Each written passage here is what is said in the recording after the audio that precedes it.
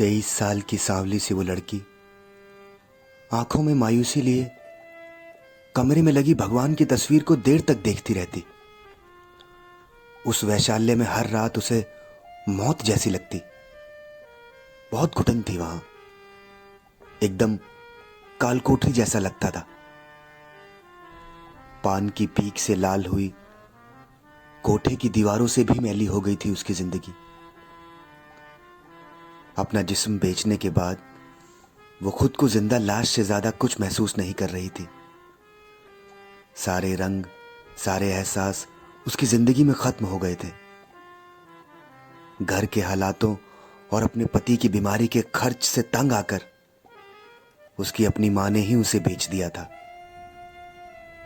बंगाल के एक छोटे से गांव से मां ने उस आदमी के साथ ये कहकर भेज दिया कि शहर में ये एक छोटा सा काम दिला देंगे, फिर सब ठीक हो जाएगा। उसे यहां आए 19 दिन बीत गए थे। उस दिन शनिवार था। एक बार फिर चेहरा चमकाकर वो खुद को बेचने की कोशिश में खिड़की पर खड़ी थी। इसके अलावा उसके पास दूसरा कोई रास्ता नहीं था। अगर ऐसा ना करे तो उसे मारा पीटा जाता। उस शाम जिस आदमी से उसका सौदा हुआ वो दिखने में बिल्कुल खानदानी लग रहा था। उम्र यही कोई 32 साल होगी। कोठे पर खड़े होने के बाद भी शराफत उसके किरदार से झलक रही थी। उसकी घबराई हुई इधर उधर घूमती आंखें बता रही थी कि उसे समाज का डर सता रहा है, कहीं उसे कोई देख न ले। उसे देखकर शिवानी को जाने क्यों लगा कि यह शख्स उसके काम आ सकता है। शिवानी ने कमरे में जाते ही उसके हाथ जोड़ लिए।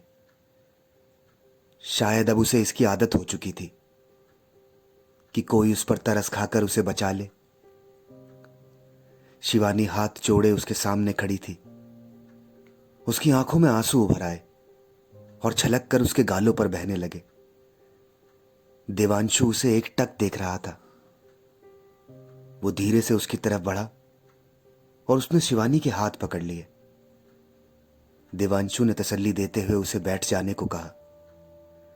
शिवानी को बिस्तर पर बिठाकर वो खुद उसके सामने जमीन पर बैठ गया। उसने शिवानी को पूरी बात बताने को कहा। शिवानी ने अपनी पूरी पिछले दिनों की आप बीती देवांशु को सुना दी और फिर हाथ जोड़कर जोर जोर से रोने लगी कि वो उसे इस नर्क से निकाल ले। देवांशु शिवानी की बेबसी देख थोड़ा उलझ गया और बोला, मैंने अपनी पत्नी को 2 साल पहले खो दिया और मैं आज यहां अपने लिए खुशी ढूंढने आया था। लेकिन मुझे मालूम नहीं था कि यहां तो सिर्फ तकलीफ रहती है। उसने शिवानी को कहा कि वो अगले शनिवार फिर आएगा और अब हर शनिवार वो देवांशु का इंतजार करती। दोनों अब एक दूसरे का दर्द साझा करने लगे थे। देवांशु उसे हर शनिवार आकर जिंदगी देता। दोनों साथ वक्त गुजारते और इस तरह शिवानी को देवांशु से प्यार हो गया।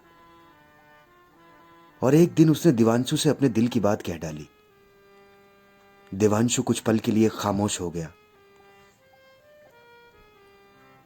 और फिर बस यही कहा, अगले शनिवार वो उसे यहां से ले जाएगा। उसे अब और आंसू बहाने की जरूरत नहीं। बहुत दिन बाद शिवानी की उम्मीद जो मर चुकी थी वो जिंदा हो गई। उस दिन वो मुस्कुराई। उसे अब जिंदा होने का एहसास होने लगा था। जो रंग बेरंग थे वो अब खिल उठे थे। वो चाहती थी कि पलक झपके और शनिवार आ जाए। और फिर शनिवार की वो शाम आ गई। वो फिर खिड़की पर थी और घड़ी में वही वक्त ढूंढ रही थी जो पिछले शनिवार को था। शाम गुजर गई और रात ने अपने पैर पसार लिए। उस रोज उसकी उम्मीद धीरे धीरे मोमबत्ती की तरह पिघलकर बुझ गई। उसने मन को समझाया, लेकिन सवाल दिमाग में चीख रहे थे कि वो क्यों नहीं आया, आखिर क्या हुआ होगा। लेकिन शिवानी शायद ये बात भूल गई थी। देवांशु समाज का हिस्सा था और शायद वहीं वापस लौट गया था। वो उसे अपने साथ कैसे ले जाता, क्योंकि वैश्या की हमारे समाज में कोई जगह नहीं। 4 साल गुजर गए। वो अब भी हर शनिवार उस खिड़की पर निगाहें बांधे खड़ी रहती है, क्योंकि वो शख्स उसकी आखिरी उम्मीद था।